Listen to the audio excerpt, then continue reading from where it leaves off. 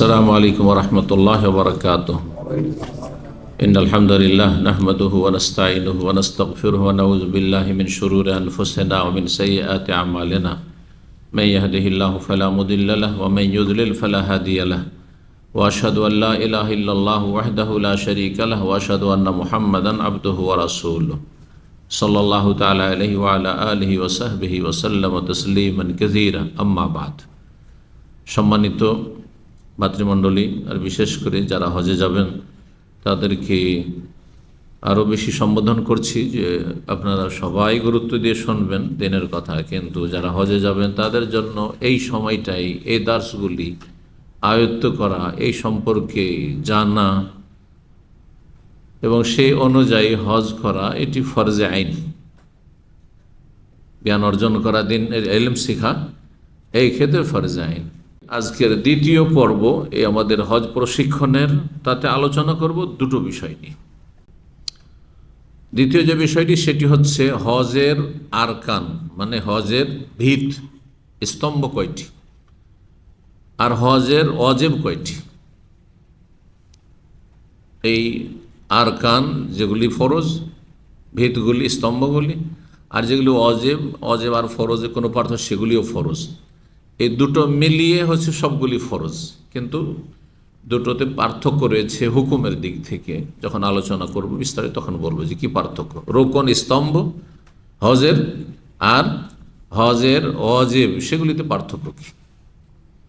হজের কি বলতে চেয়েছিলাম, রোকন স্তম্ভ কয়টি আর ওয়াজেবাত কয়টি। হজের রোকন কয়টি? চারটি। মাশাআল্লাহ। হজের রুকনের সংজ্ঞা হচ্ছে যে যদি সেটা ছেড়ে দেন তো হজ হবে না। চারটি, শুধু চারটি, মনে রাখতেই হবে। এক নম্বর, এহরাম করা।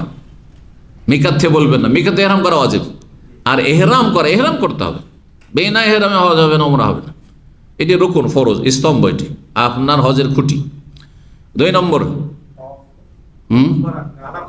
আরাফে অবস্থান করা, ধারাবাহিক বললে। হ্যাঁ। তিন নম্বর, বাইতুল্লাহর তওয়াফ করা, ওই 10 তারিখের তওয়াফ, ওইটা হচ্ছে কি হজের, যেহেতু হজের বয়ান করছি এখানে উমরা শামিল করছি না, এই জন্য হজের তামাত্তুর ওই উমরা এখানে আসবে না। 3 নম্বর হচ্ছে বাইতুল্লাহর 10 তারিখে তওয়াফে ইফাজা জিয়ারা, যেটার 5টি নাম বললাম।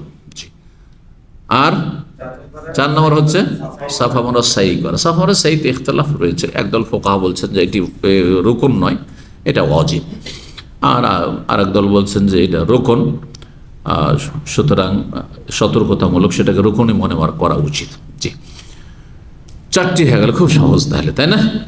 এহরাম, আরাফে অবস্থান, তাওয়াফ আর সাই, ব্যাস 4টি হচ্ছে হজের স্তম্ভ খুঁটি। হজের ওয়াজিব কয়টি? 7টি। ধারাবাহিক আমরা প্রথম দিক থেকে আসি, তাহলে সিরিয়াল মনে রাখতে সুবিধা। ওই যখন থেকে এহরাম করলেন তখন থেকে, হ্যাঁ, কি মিকাত থেকে এহরাম বাঁধা,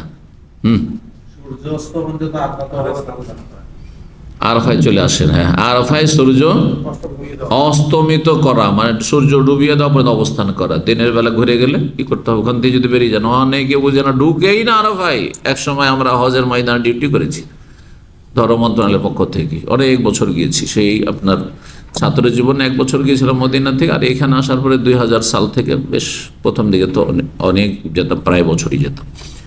সুবহানাল্লাহ, মানুষকে বলে পারা যায় না, ইন্ডিয়া পাকিস্তান বাংলাদেশের লোকে বলে পারা যায় না। মাইক নিয়ে নিয়ে বলে যে আল্লাহর রাস্তে আপনার একটু ভিতরে ঢুকেন, বর্ডারের বাইরে আছেন, এই সীমানার বাইরে আছেন, ঢুকেন, এই যে দেখেন লেখা আছে এইখানে, হ্যাঁ আরাফা এন্ড, হ্যাঁ আরাফা শেষ, ঢুকেন না, ঢুকবেন না, মানে ও ভিড়কে এড়িয়ে বাইরে, মানে এদিকে আগে থেকে রেডি থাকছে, বের হওয়ার, হজই হবে না। জি, তো যাই হোক, কি বলছিলাম? 2 নম্বর, হ্যাঁ অজেব হচ্ছে আরাফায় সূর্য ডুবিয়ে দেওয়া। 3 নম্বর হচ্ছে মুজদালিফায় রাত যাপন করা। জি, একমাত্র নারী আর শিশুদের জন্য ছাড় রয়েছে, অর্ধেক রাত পর্যন্ত চলে যেতে পারে। হ্যাঁ। 4 নম্বর, একটু সিরিয়াল চলেন, সকালবেলা গিয়ে, হ্যাঁ কঙ্কর শুরু হচ্ছে তো কঙ্কর নিক্ষেপ করা। কয় নম্বর হইল? 4 নম্বর হলো কঙ্কর নিক্ষেপ করা। 5 নম্বর, এই আইয়ামে তাশরিকের রাতগুলি কোথায় কাটানো? মেনাই কাটানো, এই যে 10 তারিখের দিন গিয়ে রাতে আসলেন, তারপরে রাতটা কমপক্ষে 2 রাত আর 3 রাত করতে পারলে ভালো। জি, তারপরে হ্যাঁ মেনা কোরবানি এখানে সামিল নয়। হ্যাঁ হ্যাঁ, মাথা মুন্ডন করা ছেড়ে দিয়েছেন, মাথা মুন্ডন করা। হ্যাঁ, তারপরে মাথা মুন্ডন অথবা ছোট করা, যে দুটোর একটা। আর এই বিদায় তওয়াফ করা কয়টি হলো? 7টি হয়ে গেছে না? 7টি হয়েছে। আর একটি কার জন্য?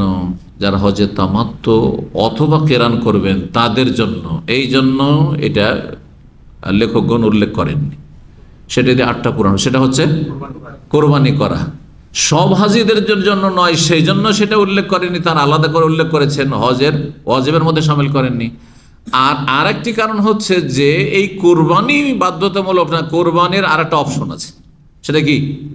কোরবানি না করে রোজা রাখতে পারেন। ফামান তামাত্তা বিল উমরাতি ইলাল হজ্জে ফামাস্তাইসারা মিনাল হাদি। আল্লাহ বলছেন, যেই ব্যক্তি হজে তামাত্তু বা কিরান করবে, মানে হজের সাথেই ওমরা ভোগ করবে, সেটা আলাদা করে করুক তামাত্তু অথবা মিলিয়ে করুক কেরানে, এই 2 হজেই ফামাস্তাইসারা মিনাল হজ, যথাসাধ্য হাদির পশু জবাই করতে হবে।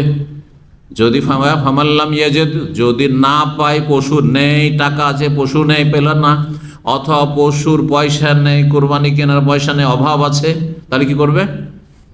ফাসিয়ামু সালাসাতি আইয়ামিন ফিল হজ, হজের দিনগুলিতে 3 রোজা রাখবে, কিন্তু 10 তারিখে চলবে না, 11, 12, 13 এগুলো দিনে আইয়ামে তাশরিকে চলবে না। আগেই রেখে নেন, ওইখানে আগে চলে যান, গিয়ে আগে রেখে নেন 3টি রোজা। যারা আগে চলে এসছেন, আগে না আসেন, পরে রাখেন। যদি একান্ত না পারেন, হ্যাঁ, তাহলে কেউ বলেছে আইয়ামে তাশরিকের দিনে রাখবে। জি, একেবারে ধরে পারলেন না, আপনি চলে আসেন, অসুস্থ হয়ে গেলেন ওই দিনে, তাহলে আপনি কি করবেন? এসেও রাখলেও কোনো কাফারা নেই, কিন্তু সুন্নত হচ্ছে এই 3টি রোজা মক্কাতে রাখা। জি, আর ওয়াসাবাতুন, এই ওয়াসাবাতিন ইযা রাজাতুম, 7টি রোজা রাখবে বাড়ি ফিরে এসে।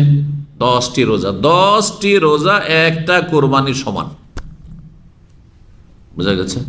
সংক্ষেপে আবার বলি ওয়াজিবগুলি: মিকাত থেকে ইহরাম বাঁধা, আরাফায় সূর্য ডুবিয়ে দেওয়া 9 তারিখে, তারপরে হ্যাঁ মুজদালিফায় রাত কাটানো, তারপরে জামরায় পাথর মারা, হ্যাঁ মেনাই রাত্রি যাপন, আর হ্যাঁ মাথা মুন্ডনটা আগে ছুটে গেছে, মাথা মুন্ডন, বিদায় তওয়াফ।